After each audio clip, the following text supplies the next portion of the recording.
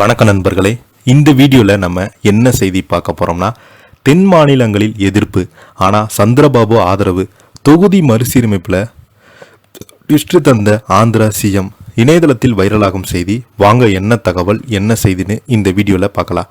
அதற்கு முன்னாடி முதன்முறையாக நம்ம சேனலை ஃபஸ்ட் டைம் பார்க்குறீங்கன்னா சப்ஸ்கிரைப் பண்ணாதவங்கள சப்ஸ்கிரைப் பண்ணிக்கோங்க. பெல் பட்டன் சிம்பல் அமைக்கி நம்ம சேனலோட நோட்டிஃபிகேஷனை எனபிள் பண்ணிக்கோங்க. நாங்கள் போடுற வீடியோ எல்லாமே உங்களுக்கு உடனுக்குடனே வந்து சேரும். வாங்க என்ன தகவல்னு பார்க்கலாம். தொகுதி மறுசீரமைப்பு விவகாரம் இப்போது தேசிய அளவில் ஒரு பெரிய விவாதமாக வெடித்துள்ளது. குறிப்பாக தென் மாநிலங்களுக்கு இதற்கு மிக கடுமையான எதிர்ப்புகளை பதிவு செய்து வராங்க. இதற்கிடையே யாரும் எதிர்பாராத வகையில் தொகுதி மறுசீரமைப்பு திட்டத்திற்கு தான் 100% ஆதரவை தருவதாக ஆந்திர முதலமைச்சர் சந்திரபாபு நாயுடு கூறியிருக்கிறார். தொகுதி மறுசீரமைப்பு என்பது தென் மாநிலங்களை தண்டிப்பதாக அமைந்துவிடக் கூடாது என்பதால் தான் கடந்த சில நாட்களாகவே தென்னிந்திய அரசியலில் ஒலித்து கொண்டிருக்கும் முக்கியமான விஷயம். தமிழ்நாடு, கேரளா, கர்நாடகா, ஆந்திரா ஆகிய மாநிலங்களில் தொகுதி மறுசீரமைப்பு மசோதாவுக்கு மிக கடுமையான எதிர்ப்புகள் வந்துள்ளது. இதற்கிடையே ஆந்திர முதல்வர் சந்திரபாபு நாயுடு இதற்கு நேர்மாறான நிலைப்பாட்டை எடுத்துள்ளார். ஆந்திராவில் என்டிஏ அரசியல் முதல்வராக உள்ள சந்திரபாபு நாயுடு மத்திய அரசின் புதிய மசோதாக்களுக்கும் தொகுதி மறுசீரமைப்பு திட்டத்திற்கும் தனது 100% ஆதரவை தெரிவித்து இந்த விவாதத்தில் ஒரு புதிய திருப்பத்தை ஏற்படுத்தியுள்ளார். நாடாளுமன்றத்தில் மிக முக்கியமான 3 மசோதாக்கள் தாக்கல் செய்யப்பட்டுள்ள நிலையில் மத்திய அரசின் இந்த நகர்வு அரசியல் பூர்வமான என்று அவர் பாராட்டியுள்ளார்.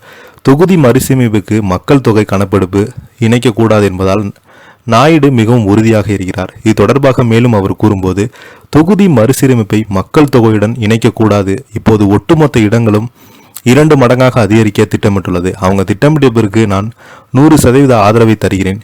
திருப்திகரமான திட்டம்தான். இறுதியாக தொகுதி மறுசீரமைப்பில் சரியான ஃபார்முலாவை கண்டுபிடித்து விட்டாங்க என நம்புகிறேன்.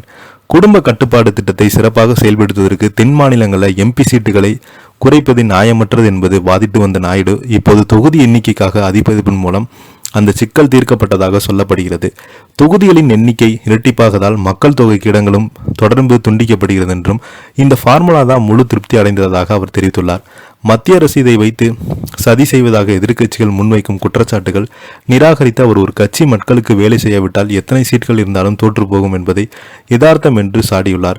மகளிர் இடஒதுக்கீடு விவகாரத்தில் நாயுடு தனது பழைய நிலைப்பாட்டை மீண்டும் உறுதிப்படுத்தியுள்ளார்.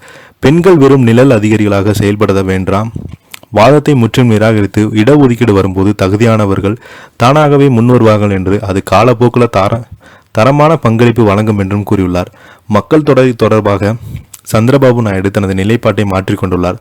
முன்பு குடும்ப கட்டுப்பாட்டை தீவிரமாக வலியுறுத்தி அவங்க இப்போது பெரிய குடும்பமாக ஊக்குவிக்கப் போவதாக அறிவித்திருக்கிறாங்க. இந்த மாதமே இதற்கான புதிய மக்கள் மேலாண்மை கொள்கை அறிமுகப்படுத்த உள்ளதாக சந்திரபாபு நாயுடு அதிக குழந்தை பெற்றுக்கொள்ளும் குடும்பங்களுக்கு நிதியுதவி மற்றும் சலுகைகள் வழங்க திட்டமிட்டுள்ளதாகவும் தெரிவிக்கிறது.